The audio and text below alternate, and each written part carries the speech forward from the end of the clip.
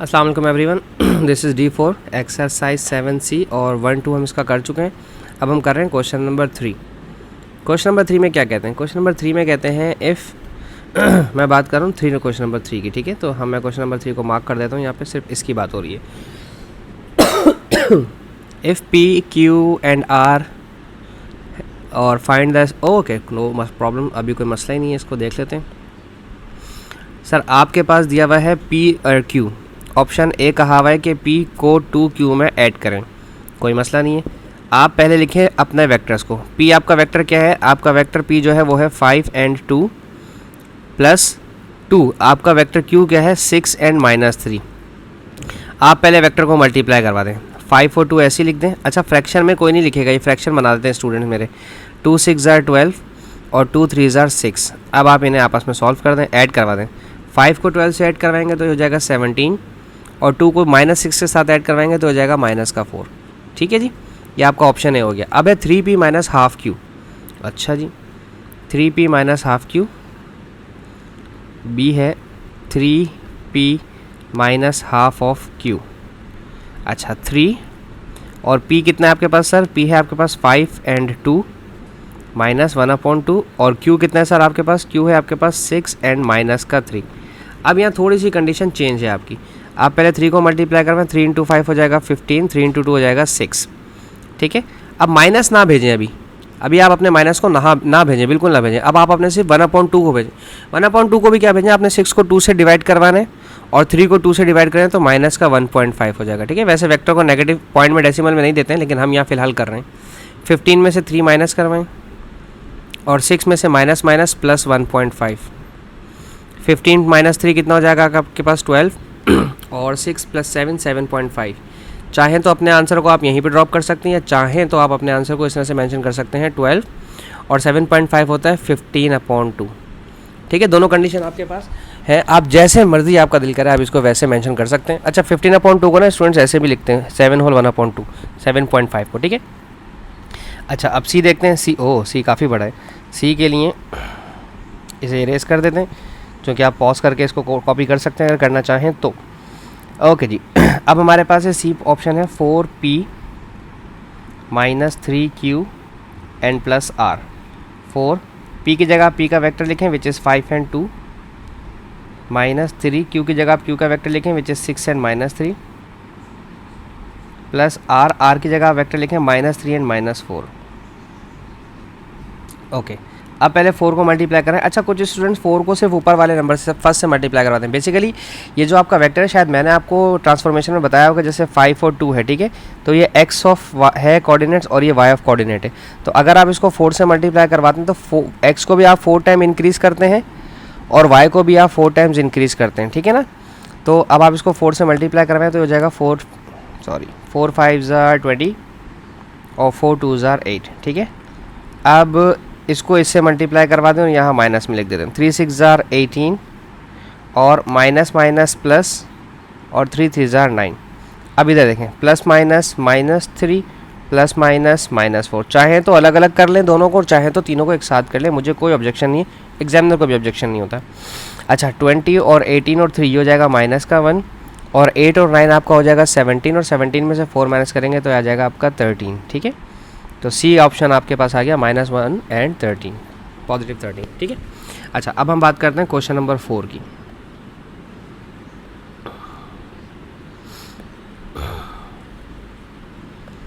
Okay, question 4 कहाँ है sir हमारे पास? ये रहा हमारा क्वेश्चन नंबर 4। मैं सिर्फ इसकी बात कर रहा हूँ। ठीक है, अच्छा ये कहते हैं write down the position vectors of the following. यार इसमें क्या करना है? ओ याद आ गया। देखो यार, ये तो बहुत ज़्यादा आसान है। ये क्या मतलब 7C के अंदर ये क्या चीज़ें पूछते हैं इस तरह से छोटी छोटी। देखो भाई, अगर आपके पास लिखा हुआ है A और ये है आपके पास 4 एंड 7, ठीक है, x और y का कोऑर्डिनेट, आप इसे वेक्टर में कैसे लिखेंगे? ठीक है, क्योंकि उन्होंने कहा कॉलम वेक्टर में लिखना है। कॉलम वेक्टर ये सारे कॉलम वेक्टर कहलाते हैं हमारे। ठीक है, अब आप बोलेंगे सर रो वेक्टर भी होता है क्या कोई? नहीं, ऐसा नहीं है, रो वेक्टर नहीं होता, सिर्फ कॉलम वेक्टर ही होता है आपके पास। ठीक है, अब आप A को लिखेंगे OA। ठीक है, आप O को क्या लिखेंगे? सॉरी, A को क्या लिखेंगे? OA, और ये हो जाएगा 4 एंड 7। सही है। इसी तरह से अगर आप B लिखना चाहते हैं तो B का आंसर आपके पास है -2 और 5। और अगर आप इसे वेक्टर फॉर्म में लिखना चाहेंगे ओ, आप कोई मुझसे सवाल पूछ सकता है कि सर ये ओ क्या है। सर ये ओ आपका ओरिजिन होता है कि ओरिजिन से कहाँ है। अब ओरिजिन क्या है, जैसे लेट सपोज मेरे पास ये पॉइंट है यहाँ पर 4 और 7, ठीक है, ये मेरा 4 है और ये मेरा 7 है। लेट सपोज पॉइंट ए मेरे पास यहाँ पर है, this is my point A which is 4 and 7, ठीक है।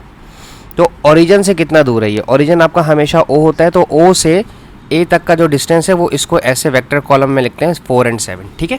4 यूनिट्स एक्स एक्सिस की तरफ और 7 यूनिट्स अपवर्ड। आपको समझ में आ रहा है कि वेक्टर्स को कैसे डिफाइन करते हैं और क्यों डिफाइन कर रहे होते हैं। इसी तरह से अगर आप सी को लिखना चाहेंगे तो ये है, मैं इसको डायरेक्ट लिख दूँ ओ सी 6 एंड -1, और डी को मैं डायरेक्ट लिख देता हूँ तो बहुत ही ज़्यादा आसान हो गया। डी है हमारे पास ओ डी, ओ डी हो जाएगा हमारे पास ओ कार का O D, it's O D. Okay, अब हम क्वेश्चन नंबर 5 की तरफ चलते हैं क्योंकि अभी हमारे काफ़ी टाइम बचा है। क्वेश्चन नंबर 5 में कहते हैं P Q R the points this and this express O. ये चीज़ें भाई समझने वाली। देखो जैसे अगर हमारे पास ऑप्शन नंबर 1 में लिखा हुआ है पी क्यू, अगर आप किसी भी वेक्टर को स्प्लिट करते हैं, उसे तोड़ते हैं, तो हमेशा सेकंड वाले में से फर्स्ट वाला माइनस होगा, ठीक है।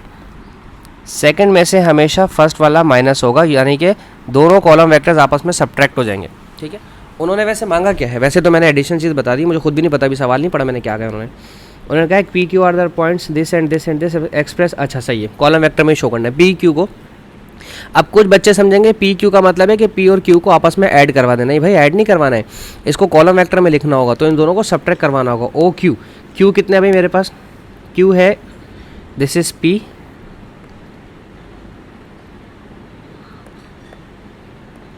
ये पी है, ये क्यू है और ये आर है, ठीक है। पी ओ क्यू, क्यू है मेरे पास 2 और माइनस का 4 और माइनस ओ पी, पी है मेरे पास 3 और माइनस का 2, ठीक है।